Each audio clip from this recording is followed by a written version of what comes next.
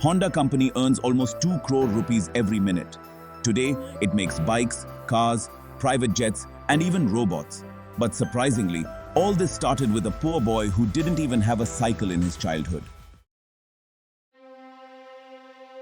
The story begins in 1906. Soichiro Honda was born in a small town in Japan. His father was a blacksmith and his mother worked as a seamstress. His financial condition was very bad. It was so bad that he couldn't even provide basic medical care to Soichiro's 5 brothers and sisters, and lost them in his childhood itself. One way to get out of this condition was to study and get a job in the future. But unfortunately, Soichiro was also very weak in studies. But there was still one hope left, and that was machines. As a kid, Soichiro used to go to a rice mill with his grandfather. The specialty of the mill was that a petrol-powered motor was used to work there, which was very rare at that time. The sound of the motor, the smoke coming out of it, and the smell of petrol seemed very fascinating to him. And seeing this motor, he developed a passion in motors and machines. At the age of 11, something happened with Soichiro that gave his very passion a life-changing direction. For the first time in his life, he had seen a car. Soichiro was fully mesmerized by that car. As soon as he saw that car, without a second thought, he started chasing it. When the car stopped at a distance, a small amount of petrol leaked under it. He literally bowed down and smelled the petrol and put it on his hands. And at the same time, he decided that one day he'll make his own car. In the year 1922, Soichiro saw an ad in a magazine. There was a garage in Tokyo called Art Shokai, which was looking for workers. In those days, repairing cars in a garage was a dream job for Soichiro. So without any delay, he applied for the job. And luckily, he got hired too. He quit his studies and just at the age of 14, in search of his destiny, started heading towards the city of Tokyo. Soichiro was very happy. He was finally going to work on things for which he was passionate for years. But the reality was something else. From the very beginning, the owner of Art Shokai assigned Soichiro the task of cleaning and babysitting. Months passed, but he was not even allowed to touch the cars. He was now losing hope. He often thought of leaving the job and going back home. But he only stayed back because after this failure, he didn't have the courage to face his parents. In 1923, there was a major earthquake in Japan. The Great Kanto earthquake. Entire Japan saw massive destruction. But surprisingly, this very earthquake proved to be lucky for Soichiro. After the earthquake, most of the mechanics of Art Shokai returned to their villages to repair their respective homes. Now the garage was only left with Soichiro and one more employee. So finally, the owner had to hire Soichiro for car repairing. Not only was he now learning car repairing, but he also got a chance to drive motorcycles and cars for testing. Everyone was surprised to see Soichiro's work. He soon became the best mechanic there, and he kept getting promoted regularly.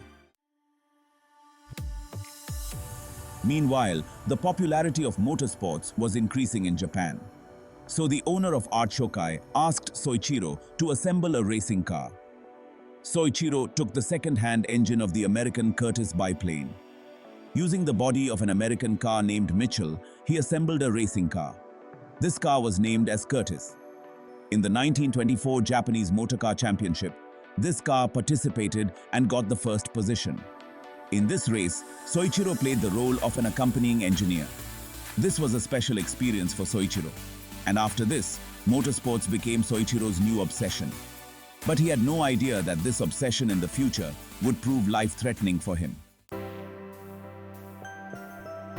In 1928, Art Shokai decided to open a branch in Soichiro's town of Hamamatsu, and on a partnership basis made Soichiro the in-charge of this store. The same Soichiro who a few years ago was not even allowed to touch cars. Everyone hoped that Soichiro's shop would become an instant success. But the exact opposite happened. This shop failed miserably. Soichiro was only 21 years old, and no customer wanted to give the responsibility of his car to such a young boy. So customers would just not come to his garage.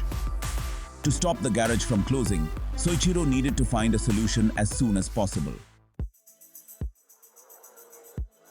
He observed that other garages failed to repair a car many times, or they used to call the car impossible to repair.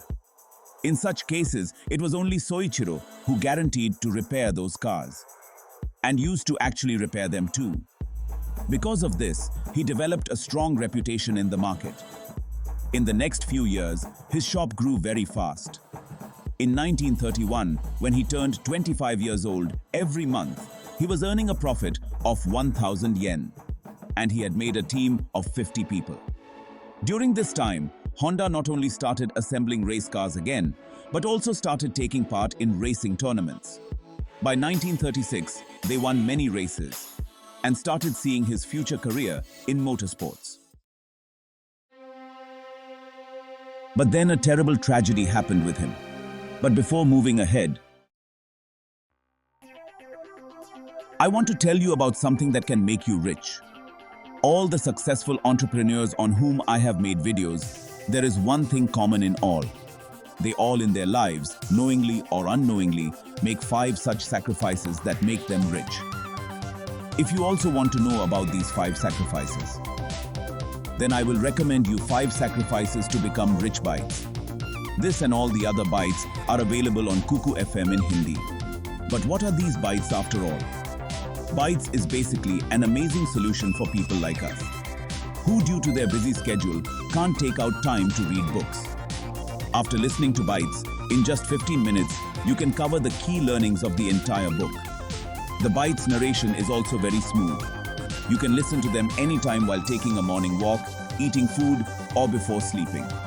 Meaning, listen fast and grow fast. In the last few months, these 3 bites from Kuku FM have added a lot of value in my life. That's why I will recommend you to definitely check out the bites.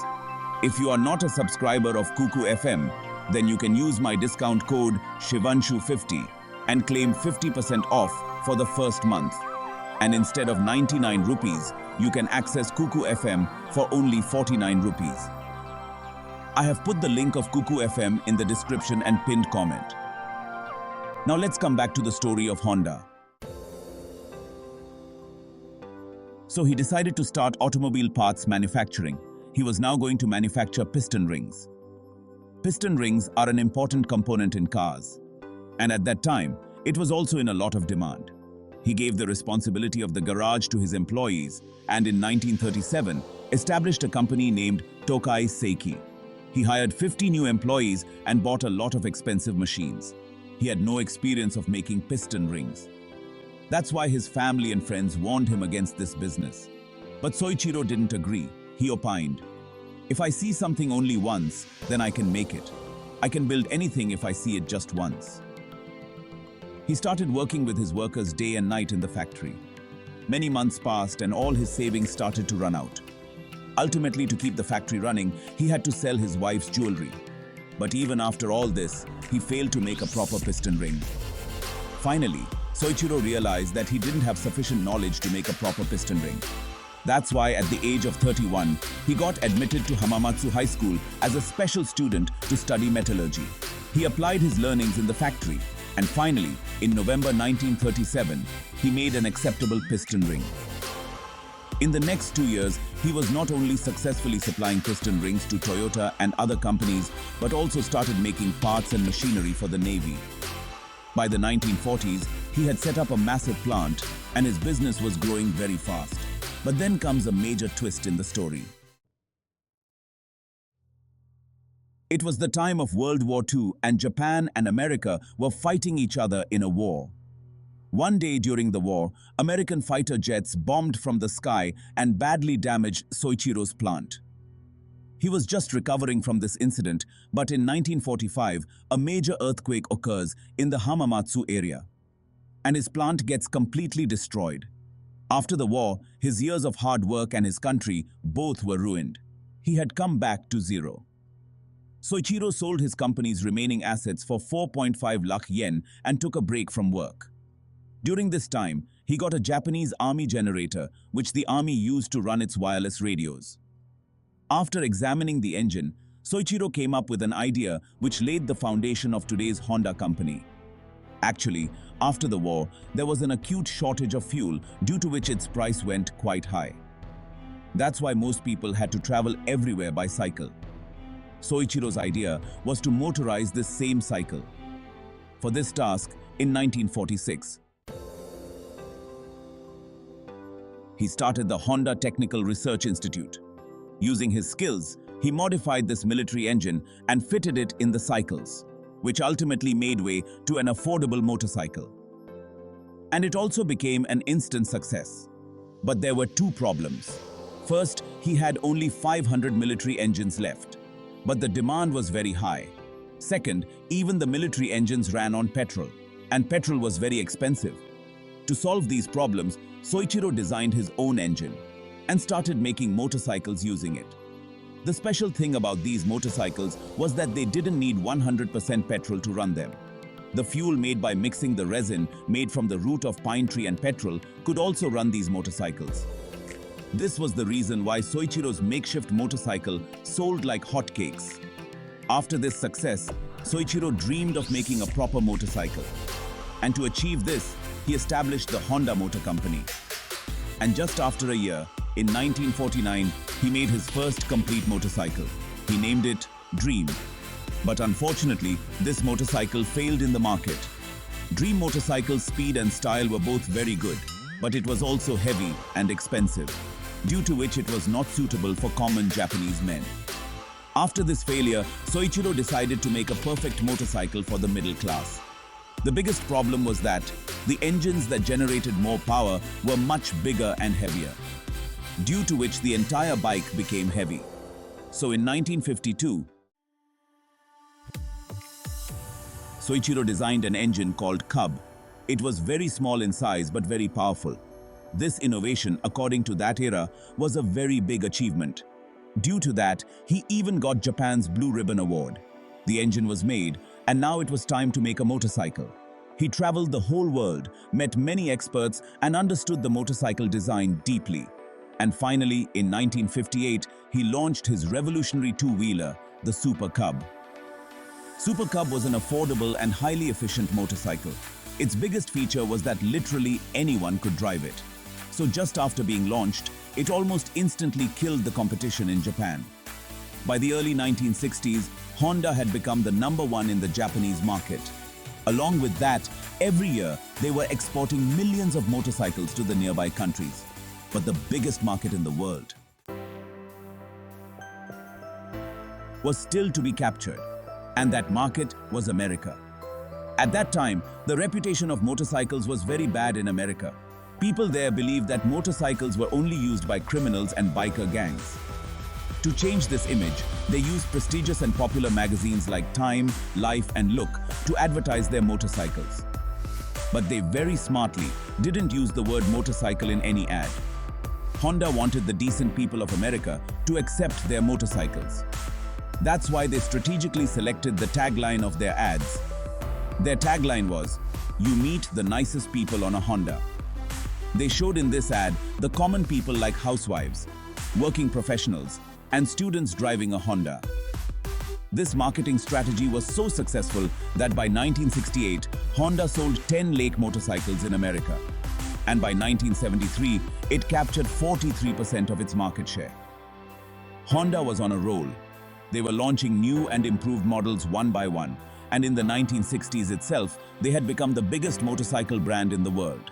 But Soichiro's childhood dream was still incomplete. Now it was time to fulfill that, to make his own cars. In the 1960s, there were already companies like Toyota, Nissan, and Suzuki in Japan who were ruling the car market. The competition was very stiff. That's why everyone stopped Soichiro from entering car manufacturing. But Soichiro had already taken a decision. By investing massive time and money, he launched his first four-wheeler in 1963. But his first four-wheeler was not a car. It was a pickup truck called T360. Unfortunately, this truck was a commercial failure. Honda's start was not good. But like always, he never gave up. He got success in the motorcycle market when he made a motorcycle for a common man. Similarly, In 1967, for a common Japanese family, he launched Honda N360, which was a spacious and high-mileage car. But its USP was its price. N360 was around 25% cheaper than its competitors. That's why as soon as it was launched, it disrupted the Japanese market. He had achieved success in Japan, but still had to make a global impact with his four-wheeler. In the 1970s, Honda spotted a huge opportunity. At that time, the whole world was reeling under an oil crisis, due to which fuel was very expensive. At the same time, the US government was very concerned about the pollution caused by automobile. The right question of the 70s is, shall we surrender to our surroundings, or shall we make our peace with nature and begin to make reparations for the damage we have done to our air, to our land, and to our life? Due to this, through the Clean Air Act, they imposed strict regulations on automobile companies. That means now for them to do business, they had to modify their engines in such a way that it would pollute less. After this regulation, all the car companies hired lawyers and filed cases against the US government. But on the other hand, Honda hired better engineers instead of lawyers and started working on making its engine better. In the next few years, Honda launched the compound vortex controlled combustion engine, in short, CVCC engine. In the automobile industry, this was a major breakthrough. This engine was not only phenomenal in terms of pollution standards, but it was also fuel efficient. And no other company's engine even came near it. Honda in 1975 launched its Honda Civic with this engine. This car was 100% satisfying the requirements of both the customers and the government. And as expected, it shook the American car market. Honda Civic went on to become one of the most popular cars in the world, and its new models are still sold in the market. The all-new 2022 Honda Civic sedan. After this success, there was no looking back. After this, Honda launched models like Honda Accord and Honda City, which successfully targeted upscale customer segments too. Finally, Soichiro Honda made cars that, along with him, fascinated the entire world. The big dream of a boy from a small city in Japan had now come true. Soichiro Honda said that success is 99% failure. We all are somehow scared of failure. But Soichiro Honda's life story proves that failures are a crucial part of everyone's journey. Every failure is an opportunity to learn, to improve, and ultimately to succeed. Finally, I would like to remind you that you can download Kuku FM from the link given in the description and pinned comment. And using my discount code Shivanshu50 can claim 50% off on your first month subscription.